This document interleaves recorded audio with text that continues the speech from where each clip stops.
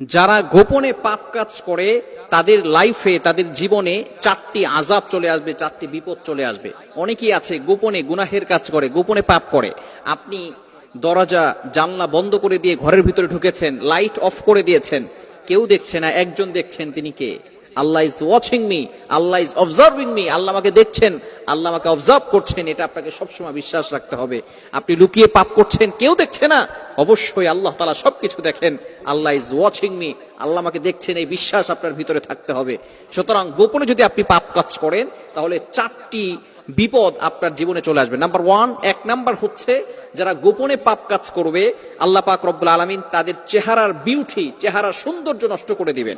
অনেকে আছে গোপনে পাপ কাজ করে, দেখবেন তাদের চেহারার ভিতরে কোনো নূর নাই, সাদা চামড়ার মানুষ কিন্তু চেহারার দেখতে ভালো লাগে না, বিশ্রী চেহারা লাগে। আবার অনেক দেখবেন কালো মানুষ কিন্তু আল্লাহর ইবাদত করে, মিথ্যা কথা বলে না, সত্যের পথে চলে, নামাজ পাঁচ ওয়াক্ত পড়ে, দেখবেন তার চেহারার ভিতরে এমন একটা নূর আছে, চেহারা দেখলে আরো দেখতে মনে চায়। এরকম কিছু মানুষ সমাজে আছে না নাই?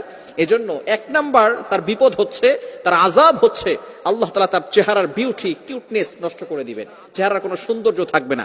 দ্বিতীয় নাম্বার হচ্ছে সে ইবাদত করে কোনো মজা পাবে না।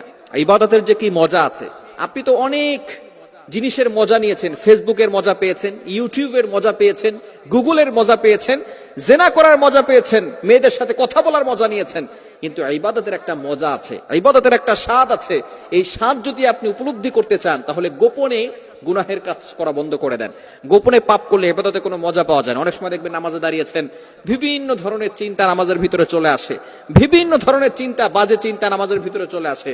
মনে করবেন আপনার দ্বারা গুনাহ হয়ে যাচ্ছে, সঠিকভাবে আপনি নামাজ পড়তে পারছেন না। কেন? নামাজ কিন্তু আপনাকে সমস্ত প্রকার গুনাহের কাছ থেকে বাঁচাবে। আল্লাহ তাআলা পবিত্র কোরআনুল কারীমের ভিতরে নিজেই বলে দিয়েছেন, 21 নম্বর পারার 1 নম্বর পৃষ্ঠার 2 নম্বর লাইন, সূরা আনকাবুতের 45 নম্বর আয়াত আল্লাহ বলছেন, ইন্না সালাতি ওয়া নুসুকি ইন্না সালাতা তানহা আনিল ফাহশাই ওয়াল মুনকার। নিশ্চয়ই নামাজ মানুষকে সমস্ত প্রকার ফাহেশা কাজ থেকে বিরত রাখে। এজন্য দ্বিতীয় নাম্বার হচ্ছে সে নামাজে কোনো ইবাদতে কোনো মজা পাবে না। 3 নাম্বার হচ্ছে তার মানসিক শান্তি থাকবে না, সবসময় অস্থির অস্থির ভাব আসবে, মানসিক ভাবে কোনো শান্তি পাবে না, রেস্টলেস মাইন্ড, তার অন্তরে কোনো প্রশান্তি থাকবে না। অনেক সময় দেখবেন আপনার ঘরে ভালো লাগে না, দোকানে ভালো লাগে না, বাহিরে ভালো লাগে না, কি করবেন কোনো কুলকিনারা খুঁজে পাচ্ছেন না। একমাত্র গোপন গুনাহের কারণে মন অস্থির হয়ে যায়, স্থির থাকতে পারে না, মানসিক ভাবে সে দুর্বল হয়ে যায়। 4 নাম্বার হচ্ছে মোস্ট ইম্পর্টেন্ট, সেটা হচ্ছে আপনার রিজিকে কোনো বারাকা থাকবে না। অনেক সময় দেখবেন আপনি অনেক টাকা ইনকাম করছেন, এটা কিন্তু রিজিক নয়। আপনি টাকা পয়সা ইনকাম করতেছেন, প্রত্যেক মাসে 50,000 টাকা ইনকাম করেন, কিন্তু ওই 50,000 টাকা দিয়ে সংসার চলে না। মায়ের খরচ, বাবার খরচ, স্ত্রীর খরচ, সন্তানের খরচ, খরচ করতে করতে দেখা যায় আরো 10,000 টাকা ঋণ করে তারপরে সংসার চালাতে হচ্ছে।